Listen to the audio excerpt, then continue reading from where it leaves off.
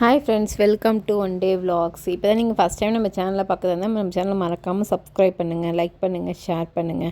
இன்றைக்கி பார்த்திங்கன்னா எங்கள் அண்ணன் பொண்ணு ஊர்லேருந்து வந்திருக்கா. அவளுக்காக வேண்டி தான் நான் சமைச்சேன். அவள் பார்த்திங்கன்னா பிரியாணி கேட்டிருந்தா.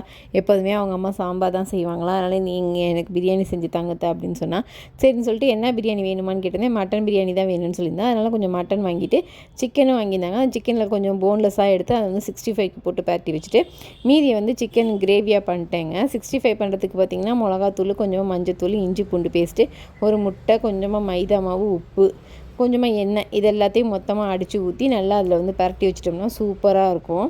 அது அப்படியே ரொம்ப சாஃப்டாகவும் இருக்கும். ரொம்ப ஃப்ரிட்ஜிலலாம் போட்டிங்கன்னா ஹார்டாக போயிடும். வெளியிலே வச்சிங்கனாலே அந்த சாஃப்ட்னஸ் சூப்பராக இருக்கும். பொரிச்சு எடுக்கிறப்ப மொறுமொறுன்னு வரும்.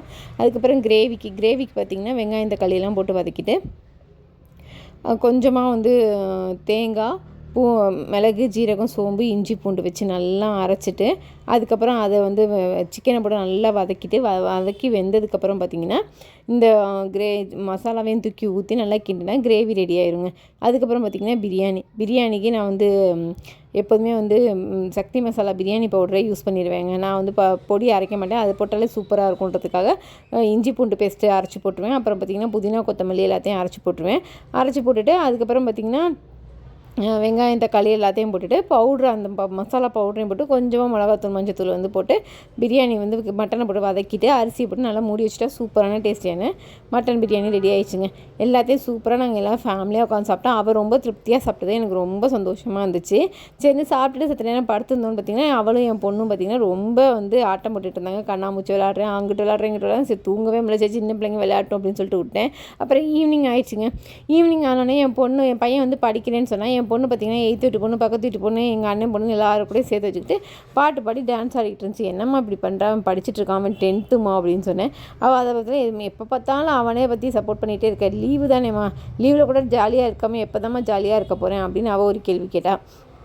ஏம்மா லீவு தாம்மா, நானும் ஜாலியாக இருக்கணும்னு தான்மா நினச்சேன். ஆனால் நான் படிக்கணும்லம்மா, அதுக்காக தான்மா படிக்கிறேன்.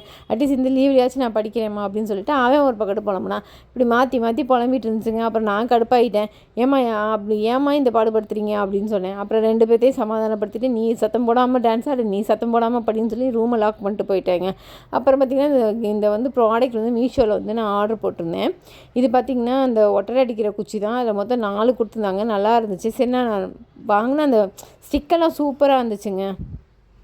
அதை பிரித்து அதை யூஸ் பண்ணி பார்த்தா அது வந்து அந்தளவுக்கு வந்து எனக்கு பிடிக்கல. அதனால் சரின்னு சொல்லிட்டு அதை வந்து ரிட்டர்ன் போட்டுட்டோம். அது வந்து பார்த்திங்கன்னா இன்றைக்கி எங்கள் டே ஃபுல்லாகவே இப்படி தான் ஜாலியாக போச்சுங்க. உங்களுக்கு இந்த டே வந்து இந்த கம்ப்யூட்டர் அந்த மாதிரிலாம் க்ளீன் பண்ணுற மாதிரி இருந்துச்சு. ஒன்று வந்து கம்ப்யூட்டர் டேபிள் கடியில் போய் எங்கள் சேனல் பிடிச்சிங்கன்னா மறக்காமல் சப்ஸ்கிரைப் பண்ணுங்கள். இடத்த கூட க்ளீன் பண்ணுற மாதிரி ஒரு ஃப்ளாட்டாக ஒன்று கொடுத்துருந்தாங்க. நான் அப்படியே வச்சு தான் எல்லா ஓப்பன் பண்ணி அவள் வந்து தான் எல்லாத்தையும் ஓப்பன் பண்ணி ரொம்ப நல்லா இருந்துச்சு. வந்து பார்த்திங்கன்னா ஆனால் மற்ற ப்ராடக்ட்லாம் அந்த அளவுக்கு ஒர்த்தாக இல்லை. அதனால் அதை நல்லா யூஸ் பண்ணி பார்த்தோம். யூஸ் பண்ணால் ஃபுல்லாலாம் சும்மா அடிச்சு பார்த்தோம் லைட்டாக. அது சரியாக வரல அடிக்கிறதுக்கு, நல்லாவும் இல்லை. அதனால் சரின்னு சொல்லிவிட்டு அந்த ஸ்டிக்கு மட்டும் சூப்பராக இருந்துச்சுங்க.